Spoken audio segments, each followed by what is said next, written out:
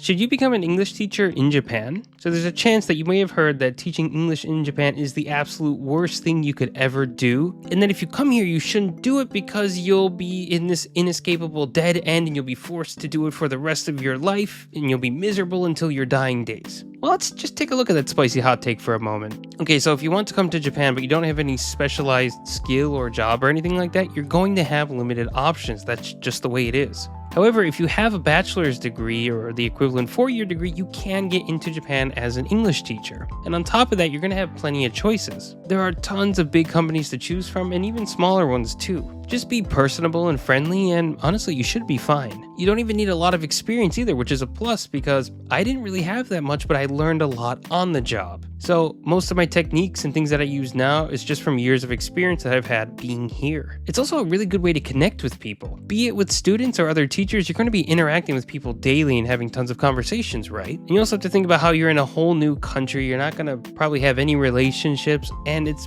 really tough to meet people. Let's just be honest. Even if you come here with some top tier Japanese ability, honestly, it'll help you communicate, but trust me, it doesn't mean you're going to be able to go out and suddenly talk to everyone and they're going to be friends with you. Being in a work environment, like an English teaching environment, it almost gives you an advantage that you can use to build relationships with people. There's also a lot of variety too. You don't necessarily have to be teaching groups of students. You can be doing one-on-ones. You can be teaching business classes. Dare I say, having all these types of classes is what keeps things fresh.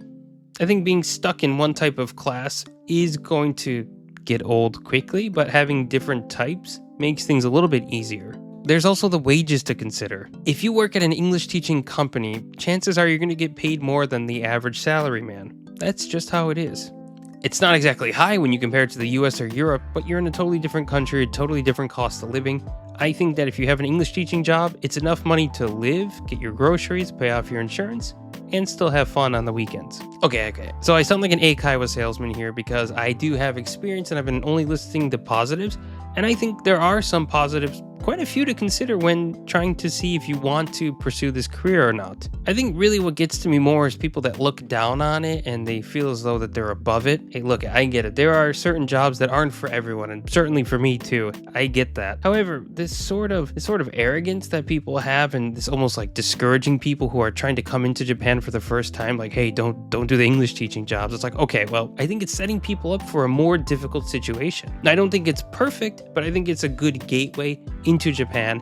And again, it helps you learn the culture, it helps you learn business customs, and it helps you learn how to teach. It isn't all sunshine and rainbows though. One of those things being the fact that you probably won't have a lot of free time, and this is because you're going to be stuck learning the ropes, learning how to teach, and depending on the job, you might even have to sit there when there are no lessons, not getting paid because you haven't been booked. Now, of course, this depends on your company. You can always bring something in, that's no problem. However, after a couple years of just kind of sitting there and maybe not having classes, it definitely is demotivating. And speaking of motivation, another thing you're going to have to deal with is unmotivated students. There's just no getting around it, and it might not seem like a big deal, but if you put things into a long-term perspective, it's pretty rough. Not only do you have to be with people who are really unmotivated, they are actively telling you that they don't like English, they don't like it at all, they don't want to study. How do you teach someone from that position? It's really difficult. Now, of course, it is your job to pep talk them and try to explain why English is good. There's a chance that like 60% of people won't listen to you. And I understand too, for the students, it can be tough because they're unmotivated. They don't want to be there. The company's forcing them to be there. I get it, but teachers are humans too, right? It can be draining at best or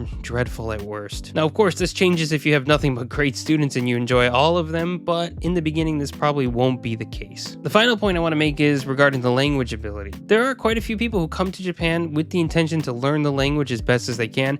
However, in an English school, people will be very strict. Most likely your bosses will tell you not to speak any Japanese, and while you'll pick up certain words and short phrases, developing full-on conversational Japanese will be difficult if you're teaching English most of the time. And that can be demotivating because you've come to Japan for the culture, for the language, and now you're in a position where you have to hold on to the culture that you basically just left. Be it the US or Europe or some other country or whatever, right? So that can be pretty tough. However, at the end of the day, I think it is a good way to come to Japan. You're going to be in an environment that is not exactly familiar to you, but you'll be in a better position, say, rather than joining a Japanese company. You get into a Japanese company, yes, even if you speak Japanese, it'll definitely be advantageous for you.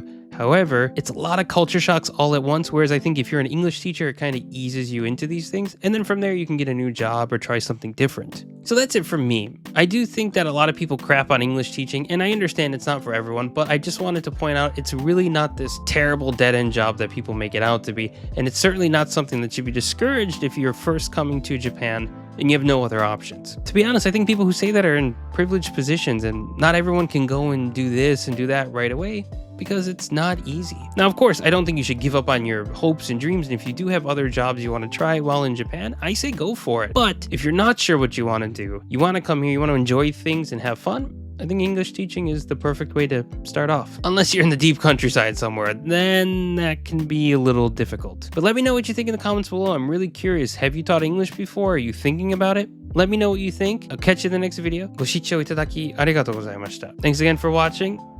またね。